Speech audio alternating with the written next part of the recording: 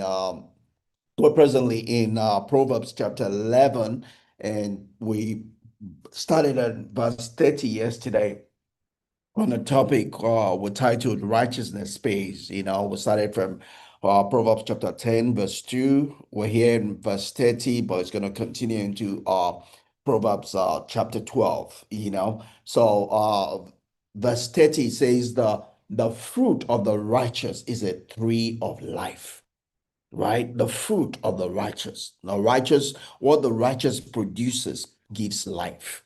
And yesterday we kind of paralleled it to Jesus, the second Adam. The Bible says that the first Adam was a living soul. That's what God made us. God made the man that God made him called a living soul, a soul that is alive, that is a soul that has a living intellect, an intellect that is not just relying on what I've known, an intellect that is open to learning, open to growing and learning, right? Living intellect.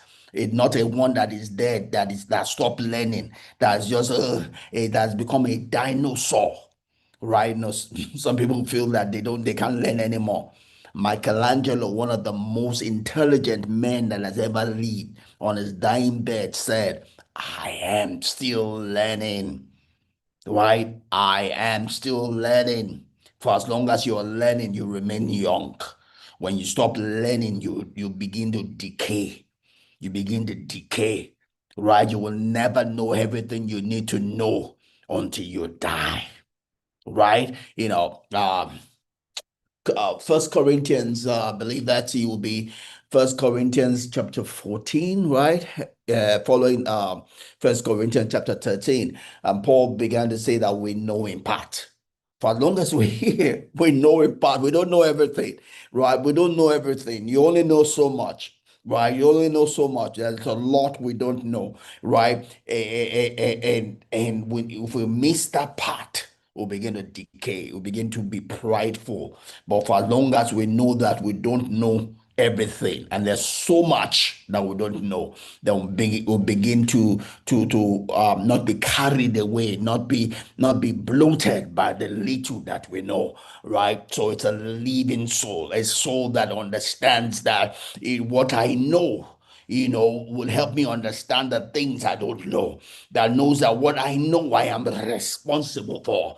Right? It's Deuteronomy 30:30. The things that are revealed as are for us and our children. The things that we don't know belong to God. The hidden things belong to God. But the things He has made available for us to know, there's a responsibility for knowing, right? Just knowing is not enough. It's important that we do. The Bible says that if you know good and you don't do it, it's a sin to you. It's a missing the mark to you. What you know holds you responsible to do, because the power of knowledge is not just in knowing, it is in doing, it is in walking according to that which we know. That's where the power is, right? Just knowing is not enough. You don't produce power by knowing. You produce power by doing, acting, living according to that which you know. And that's what the righteous does. The righteous does not just know, the righteous does. The righteous does. The righteous is not just a hearer, the righteous is a doer. The righteous is not just a hearer, the righteous is a doer. If you are just a hearer, you are not a righteous person, you're not going to heaven, and you will not get the benefit that God has for those that are righteous. Bible says the fruit of righteous, is a tree of life, because it's not just a hearer, he's a doer.